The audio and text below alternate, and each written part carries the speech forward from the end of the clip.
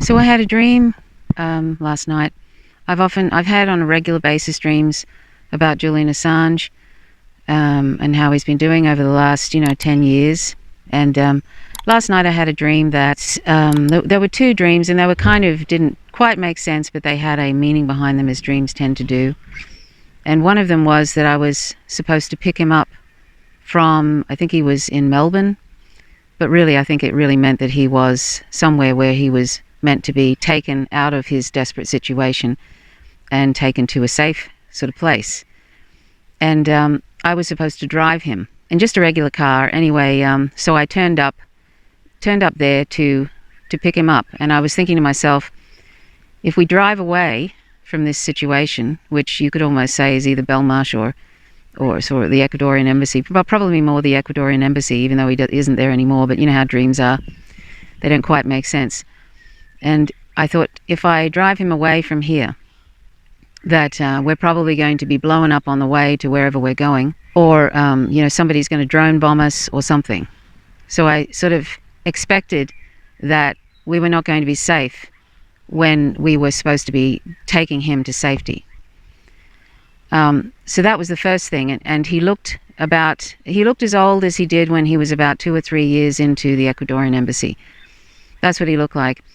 But it was nice to see him sort of looking more relaxed and not confined.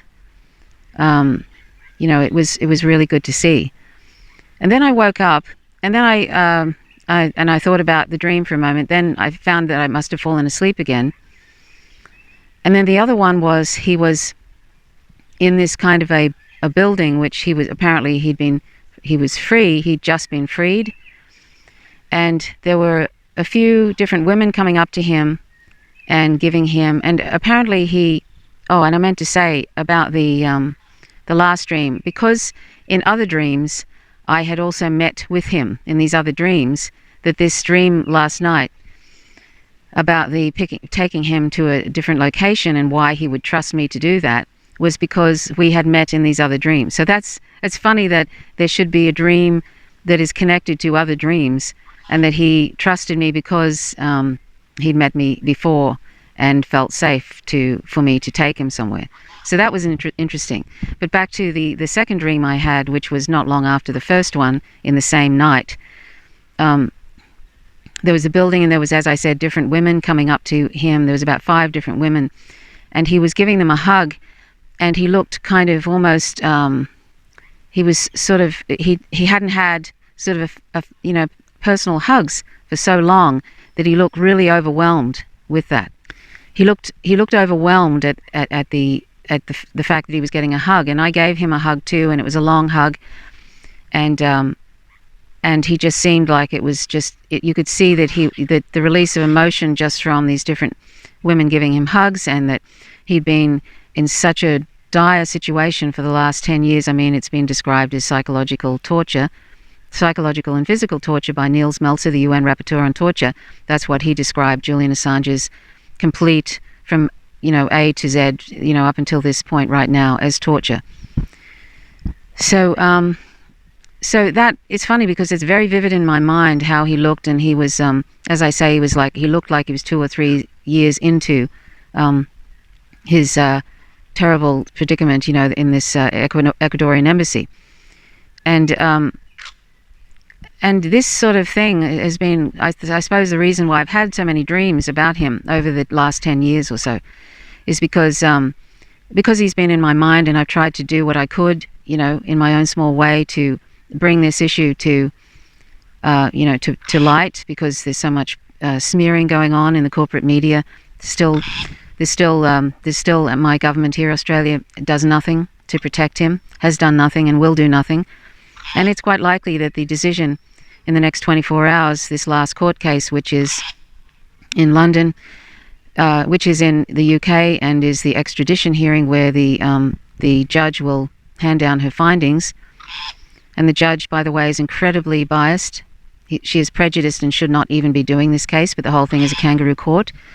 So it will be an absolute miracle if he is not extradited. And it will be a miracle if they ever let him out of Belmarsh prison even. I mean, the idea is that the US empire has instructed the Western governments to make sure that he is an example. What one journalist described as the modern day equivalent of a severed head on a pike outside the gates of a city. That's what this whole thing with this whole persecution of Julian Assange for this last 10 years has been. The modern day equivalent of that. So that no other journalist, whistleblower, publisher ever exposes war crimes and corruption of US empire or any of the Western governments, but the US empire is the main one. And the US empire has a way of making sure that any lackey government, mine included, just goes along with whatever US empire wants. Whatever the US national security state wants, that's what we do. And that's why we've had virtually complete silence by not only the mainstream media here, and if they do say something, it's a smear usually. And if they do say something, it's at the last minute, the 11th hour, just so that they can say, oh, look, we said something about Julian Assange. And the politicians are pathetic. There's even, I don't know, there's a few now that are saying something, but what have they been doing for the last 10 years? You know what I'm saying? So, and I think they're only doing that so they can say they've done something. And basically, this is the end of press freedom, basically, if he is extradited to the US, because he will spend 175 years in prison, which is a death sentence. He'll spend it in special administrative measures, which means that he'll barely see, if ever, a human being again. So that will be even more extreme psychological torture designed to basically kill somebody. Because if you've ever heard that when, in the old days, centuries ago, when they banished people from a village or from a city, because of whatever reason, if they banished someone, that was the equivalent to a death sentence, because people can't really survive very well if they've been banished from, because we're social creatures.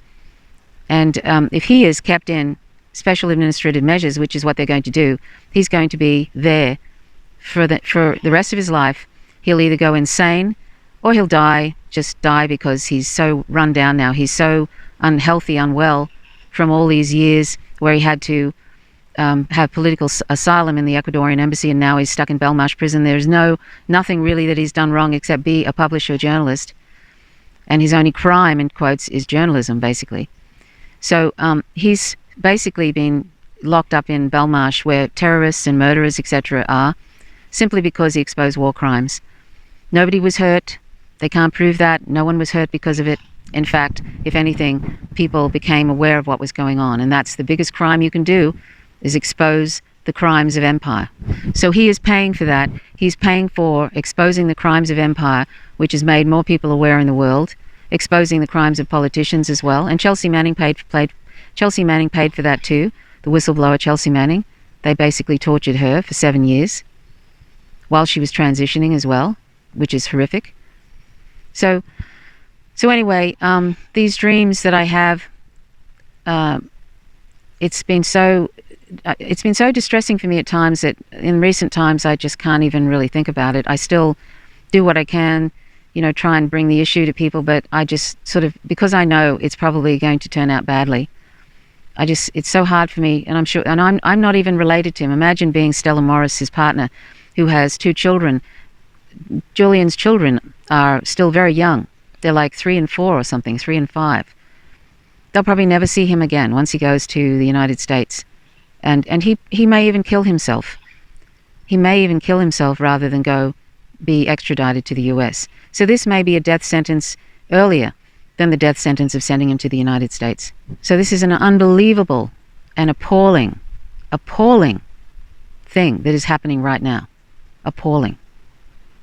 There is no words to describe how disgraceful this is, how ashamed and embarrassed I am of my government here. They do not represent me, this Australian government, and I talk about both major parties, even the Greens party. Hardly anybody has stepped up, and they've stepped up too late if they have, at the 11th hour, way too late. Better late than never, but way too late.